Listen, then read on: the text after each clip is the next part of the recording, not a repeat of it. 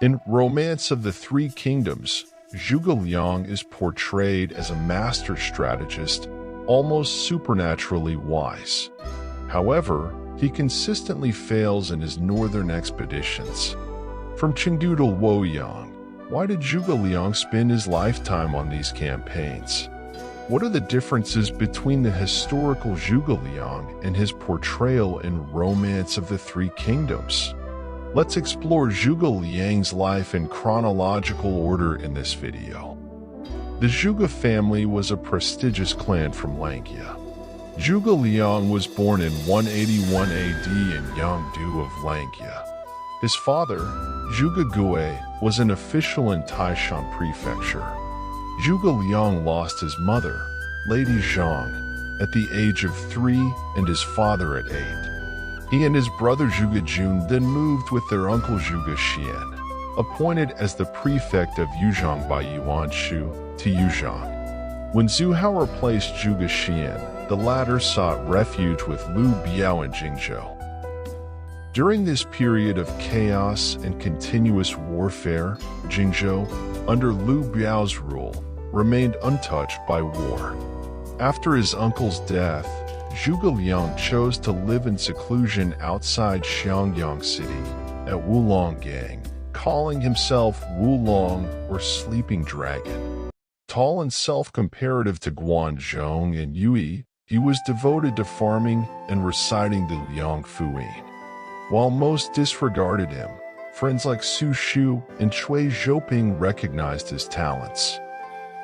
In 201 AD, Liu Bei, defeated by Cao Cao, sought refuge in Liu Bei's Jingzhou and actively connected with local heroes. Residing in Xinye under Liu Bei, Liu Bei sought renowned talents. Sima Hui, the water mirror scholar, recommended Wulong and Fengchu to Liu Bei. Su Shu also recommended Zhuge Liang. Intrigued by Wulong, Liu Bei wanted Su Shu to invite Zhuge Liang, but Su Shu advised such a man must be visited personally. He shouldn't be slighted by an invitation.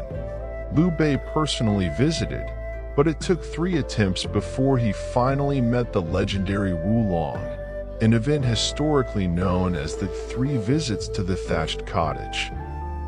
After meeting Zhuge Liang, Liu Bei asked everyone else to leave and inquired, "The Han dynasty is in decline, and corrupt officials manipulate imperial authority. The emperor has lost his power. Without considering my own virtues and abilities, I wish to restore the world with great righteousness. However, my limited wisdom and strategy often lead to failure. My ambition is still unquelled. Do you have any strategies to help me?" Zhuge Liang then presented his plan for dividing the realm into 3. He analyzed, since Dong's usurpation, numerous heroes have risen, occupying various provinces and counties. Compared to Yuan Shao, Cao Cao had lesser prestige. However, Cao Cao's eventual victory over Yuan Shao, triumphing despite being weaker, was not only due to favorable circumstances but also due to well-devised strategies. Now, Cao Cao commands a 1,000,000-strong army and controls the emperor, a force not to be directly contested. Sun Quan occupies Jiangdong, having solidified his rule over 3 generations with formidable terrain, loyal populace, and capable officials. He should be considered an ally, not a target. Jingzhou, bordered by the Han and Mian rivers and extending to the South Sea, is rich in resources, connected to Wu and Kuaiji in the east, and Ba and Shu in the west. Everyone covets it, but its rulers lack the strength to defend it. Yizhou Sichuan has treacherous terrain, fertile lands, and favorable conditions. Emperor Gaozu established his empire from here. Liu Zhang is incompetent. Zhang Lu occupies Hanzhong in the north, rich and prosperous, yet Liu Zhang fails to appreciate it. Talented people yearn for a wise ruler. General, as a relative of the Han dynasty with high prestige and known throughout the land, eagerly seeks heroes and talented individuals. If you can secure both Jingzhou and Yizhou, maintain strategic locations, harmonize with Western tribes, pacify southern minorities, ally with Sun Quan externally, and reform internally, once the world's situation changes. Send a general to lead Jingzhou's troops directly into the Central Plains, while you lead Yizhou's troops from Qinchuan. Who among the common folk wouldn't welcome you with baskets of rice and jugs of wine? If this can be achieved, domination is possible and the Han dynasty can be restored. This discourse later became known as the Longzhong plan. Liu Bei, greatly impressed, earnestly invited Zhuge Liang to assist him, leading to Zhuge Liang leaving seclusion to serve Liu Bei. Liu Bei often consulted with him, and their relationship grew closer. Guan Yu and Zhang Fei were displeased, but Liu Bei explained, with Calming's assistance, it's like a fish finding water. Please refrain from further comments. They ceased their complaints. The Longzhong plan proposed by Zhuge Liang became the foundational strategy for Liu Bei and Shu Han for the next decades. At this time, Zhuge Liang was 27 years old. In 208 AD, Liu Biao's eldest son, Liu Qi, greatly valued Zhuge Liang. Liu Biao's wife, Lady Kai, Liu Qi's stepmother, repeatedly slandered him, favoring her younger son. Liu Kang Liu Qi often sought Zhuge Liang's advice for self-preservation, but Zhuge Liang always declined to scheme. Once, during a banquet, Liu Qi trapped Zhuge Liang into advising him with the ladder removal tactic. Liu Qi said, "Now that we can neither ascend to heaven nor descend to earth, and it's just the two of us here, can you speak now?" Zhuge Liang, feeling obliged, suggested, "Can't you see from history that Shinshin staying in his country led to his misfortune, whereas Chong's exile led to his survival?" Liu Qi realized Zhuge Liang advised him to leave for safety. After Huangzu was killed by Eastern Wu, Liu Qi recommended himself as the prefect of Jiangxia, seeking external safety. In August of the same year, Liu Biao died, and his second son Longzhong succeeded him. With Cao Cao uniting the north and marching south with a 200,000-strong army, news of his advance led Longzhong to surrender. Zhuge Liang advised Liu Bei to attack Longzhong and seize Jingzhou, but Liu Bei hesitated. Learning of Cao Cao's southern march, Liu Bei fled south with his troops and civilians. Cao's army caught up and routed Liu Bei at Shaban.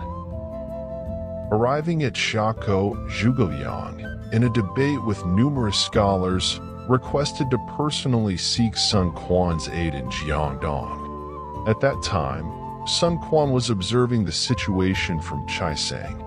Upon meeting Sun Quan, Zhuge Liang analyzed the situation. The realm is in chaos. General, you have raised an army in Jiangdong, while Liu Yuzhou has gathered forces south of the Han River, both aspiring to contend with Cao Cao.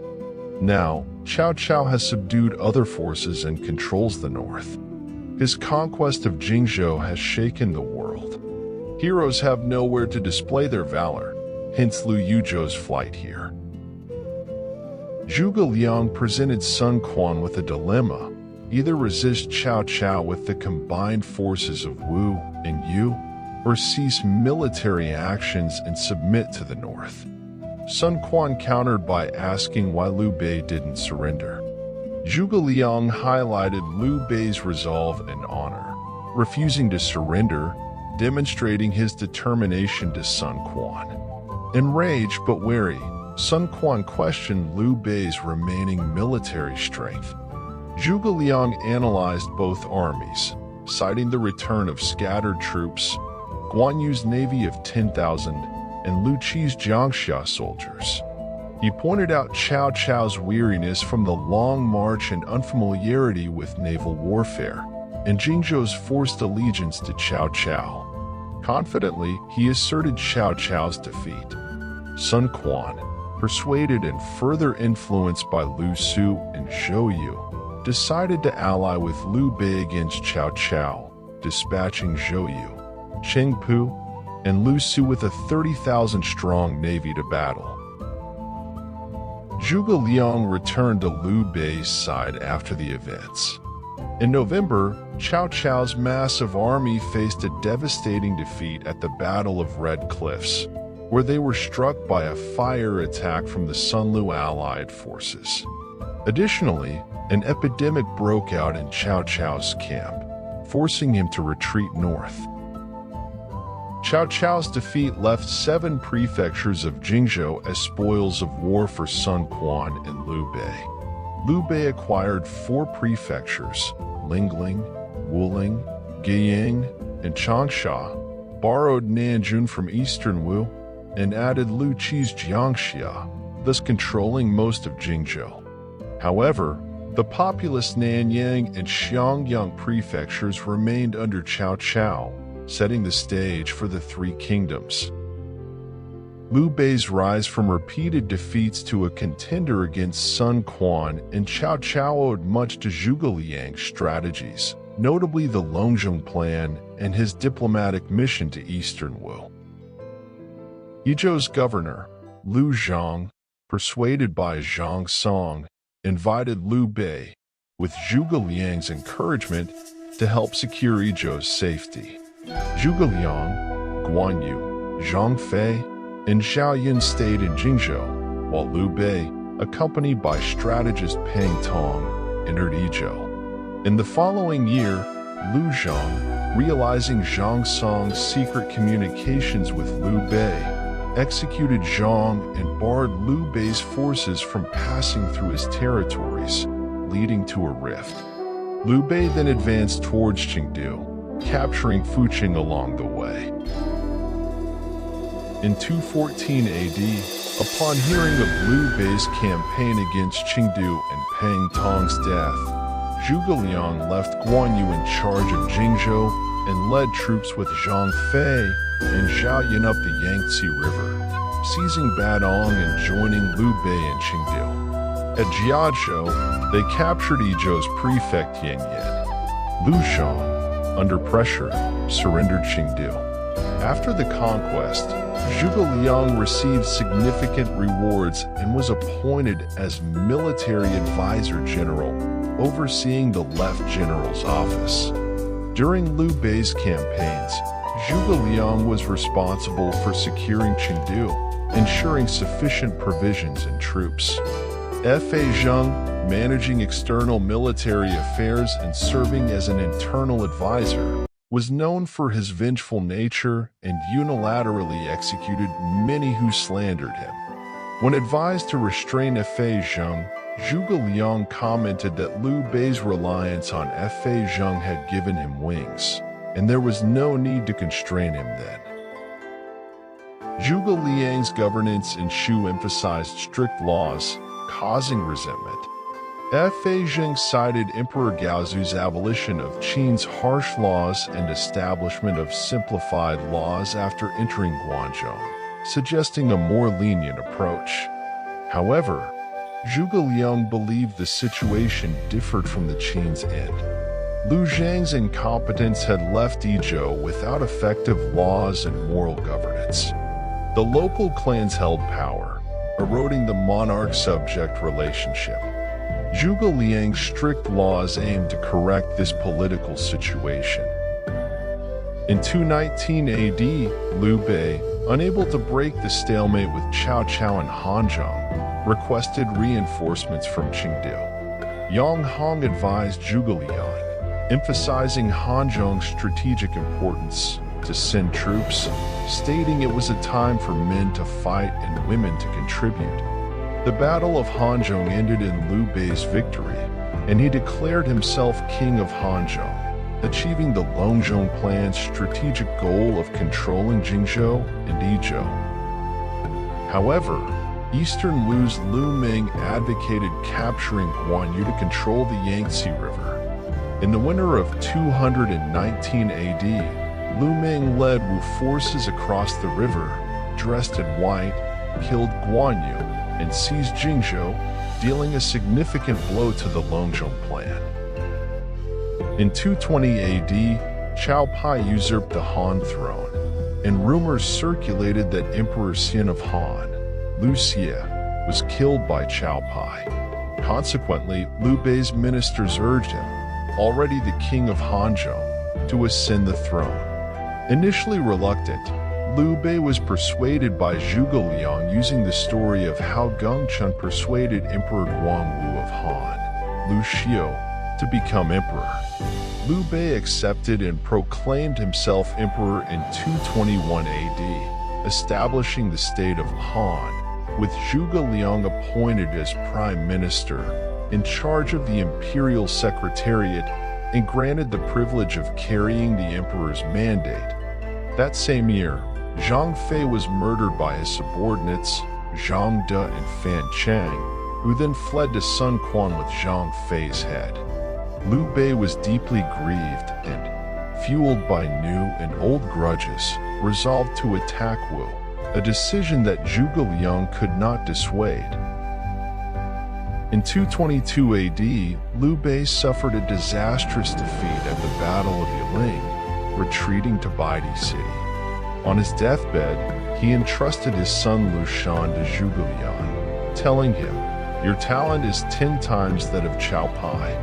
You will surely settle the state and achieve great things. Assist Liu Shan if he is capable. If not, you may replace him." Zhuge Liang tearfully vowed to serve loyally until death. Liu Bei also instructed Liu Shan to regard Zhuge Liang as his father. Liu Bei passed away in April, and Liu Shan succeeded him.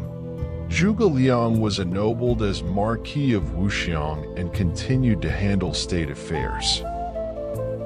In 226 AD, after Qiao Pai's death and Qiao Rui's succession in Wei, lacking experience, Zhuge Liang saw an opportunity for a northern expedition. In March of the following year, he led troops to Hanzhong, stationing at Mianyang.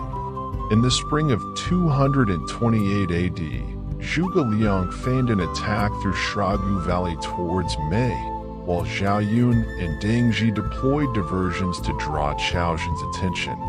Zhuge Liang himself led the main force to Qishan. The 3 commanderies of Nan'an, Tianshui, and Anding and Long rebelled against Wei and joined Shu.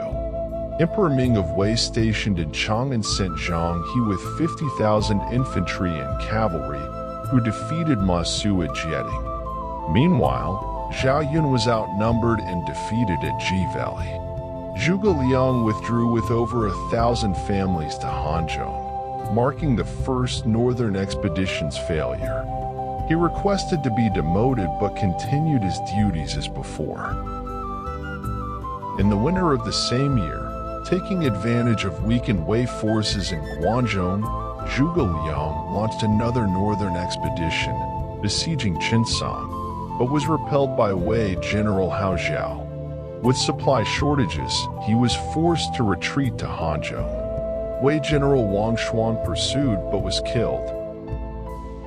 In the spring of 229 AD, Zhuge Liang sent Qin Shi to attack Wudu and Yinping. Wei's Guizhou governor Guo Huai mobilized troops in response. Zhuge Liang advanced to Jianwei, causing Guo Huai to retreat, and successfully captured the 2 commanderies. In the autumn of 230 AD, Wei armies attacked Hanzhong from 3 directions: Sima Yi through Xiqing, Zhanghe through Ziwu Valley, and Qiaozhen through Xiagu. Zhuge Liang stationed his forces at Qinggu and Qishan. Prolonged heavy rains forced the Wei army to withdraw. That year, Zhuge Liang sent Wei Yin and Wu Yi west into Chang territory, defeating Wei's rear general Fei You and Guizhou governor Guo Huai at Yangshi. In February 231 AD, Zhuge Liang led a large army to attack Qishan, employing wooden oxen for transportation. At this time, Zhang was seriously ill, and Sima Yi commanded the Wei forces in Longzhong to counter the attack. Zhuge Liang harvested wheat in Tianshui. Sima Yi pursued Zhuge Liang to Luqing, where he dug in for defense, earning the ridicule of fearing Shu as one would a tiger. In May of the same year, Zhuge Liang sent Wei Yin, Gao Xiang, and Wu Ban to counter Sima Yi, achieving a significant victory and capturing substantial Wei equipment. The Book of Jin records that Wei's army, lightly armored and marching day and night, encountered Zhuge Liang at Hanyang. Sima Yi's general Niu Jin led a feigned retreat, drawing Zhuge Liang back to Qishan. The Wei army then broke through, inflicting heavy casualties on Shu. However, Qin Shou's records of the Three Kingdoms does not mention these accounts. In June, Li Yan's failure to deliver supplies forced Zhuge Liang to retreat. Zhang He pursued and was killed by an arrow at Mumen. This marked Zhuge Liang's second retreat from Qishan. In 232 AD, Zhuge Liang rested his troops in Huasha, encouraged agriculture, crafted wooden oxen and flowing horses, and trained his soldiers for another northern expedition.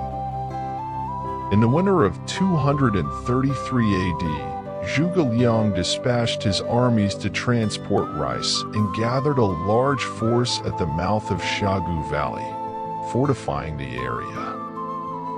In February 234 AD, after 3 years of agricultural encouragement and military training, Zhuge Liang led a large army out of Xiagu Valley to Wuzhang on the Wuzhang Plains, cultivating fields along the Wei River. He also sent envoys to Eastern Wu, hoping Sun Quan would simultaneously attack Wei.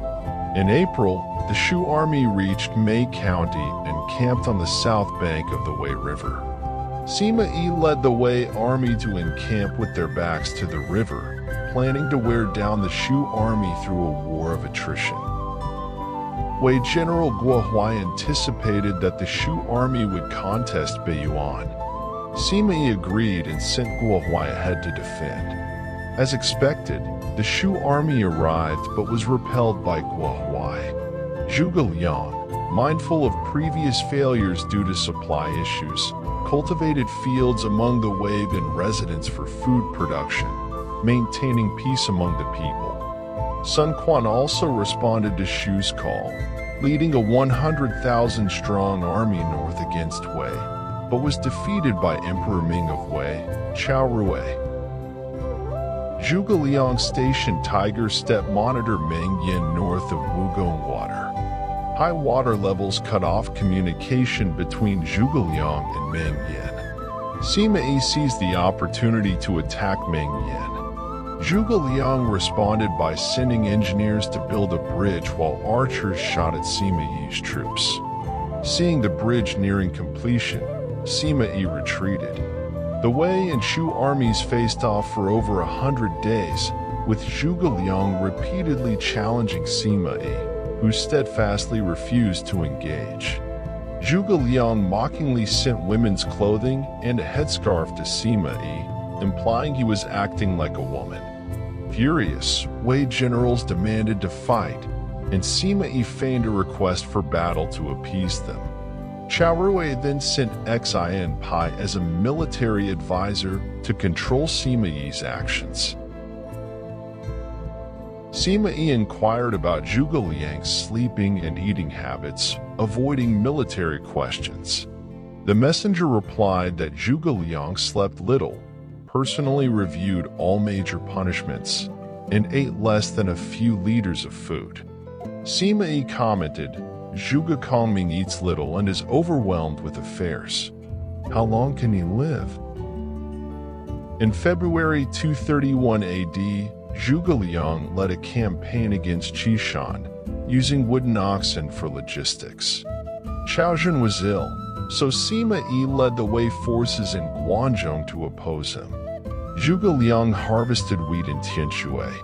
Sima Yi pursued him to Luqing, dug in for a defensive stand, earning the ridicule of fearing Shu like a tiger. In May, Zhuge Liang sent Wei Yin, Gao Xiang, and Wu Ban against Sima Yi, achieving a significant victory, capturing 3,000 sets of armor, 5,000 crossbows, and numerous prisoners. The Book of Jin records Wei forces encountering Zhuge Liang at Hanyang. Sima Yi's general Niu Jin led a feigned retreat, drawing Zhuge Liang back to Qishan, leading to a Wei victory. Qin Shou's records of the Three Kingdoms does not mention these events. In June, Li Yan's failure in logistics forced Zhuge Liang to retreat. Zhang He pursued Zhuge Liang, was killed by an arrow at Mumen, marking Zhuge Liang's second retreat from Qishan. In 232 AD, Zhuge Liang rested his troops in Huasha, encouraging agriculture, and trained his soldiers for another northern expedition. In the winter of 233 AD, Zhuge Liang dispatched armies to transport rice and gathered a large force at the mouth of Shagu Valley, fortifying the area. In February 234 AD, after 3 years of agricultural encouragement and military training, Zhuge Liang led a large army out of Shagu Valley to Wuzhang on the Wuzhang Plains, cultivating fields along the Wei River. He also sent envoys to eastern Wu, hoping Sun Quan would simultaneously attack Wei. In April, the Shu army reached Mei County and camped on the south bank of the Wei River. Sima Yi led the Wei army to encamp with their backs to the river, planning to wear down the Shu army through a war of attrition. Wei General Guo Huai anticipated that the Shu army would contest Beiyuan. Sima Yi agreed and sent Guo Huai ahead to defend. As expected, the Shu army arrived but was repelled by Guo Huai. Zhuge Liang, mindful of previous failures due to supply issues, cultivated fields among the Wei and residents for food production, maintaining peace among the people. Sun Quan also responded to Shu's call, leading a 100,000-strong army north against Wei, but was defeated by Emperor Ming of Wei, Chao Rui. Zhuge Liang stationed Tiger Step Monitor Meng Yin north of Wugong Water. High water levels cut off communication between Zhuge Liang and Meng Yin. Sima Yi seized the opportunity to attack Meng Yin. Zhuge Liang responded by sending engineers to build a bridge while archers shot at Sima Yi's troops. Seeing the bridge nearing completion, Sima Yi retreated. The Wei and Shu armies faced off for over 100 days, with Zhuge Liang repeatedly challenging Sima Yi, who steadfastly refused to engage. Zhuge Liang mockingly sent women's clothing and a headscarf to Sima Yi, implying he was acting like a woman. Furious, Wei generals demanded to fight, and Sima Yi feigned a request for battle to appease them. Chao Rui then sent Xin Pai as a military advisor to control Sima Yi's actions. Sima Yi inquired about Zhuge Liang's sleeping and eating habits, avoiding military questions. The messenger replied that Zhuge Liang slept little, personally reviewed all major punishments, and ate less than a few liters of food. Sima Yi commented, "Zhuge Kongming eats little and is overwhelmed with affairs. How long can he live?" As we've journeyed through the life of Zhuge Liang, portrayed as a master strategist in Romance of the Three Kingdoms, we've seen both his extraordinary wisdom and the challenges he faced during his northern expeditions. His story is a fascinating blend of historical facts and legendary tales, raising questions about the true nature of his legacy. From his humble beginnings in Langya to his strategic masterstrokes, Zhuge Liang remains a figure of intrigue and admiration. What are your thoughts on Zhuge Liang? Do you view him as the brilliant tactician as portrayed in the legends? Or do you believe there's more to his story than meets the eye? Share your insights in the comments below. If you found this deep dive into Zhuge Liang's life interesting, please give this video a thumbs up, and don't forget to subscribe for more captivating historical explorations. Your comments and support motivate us to bring more such content to you. Thanks for watching, and stay tuned for more historical journeys on our channel.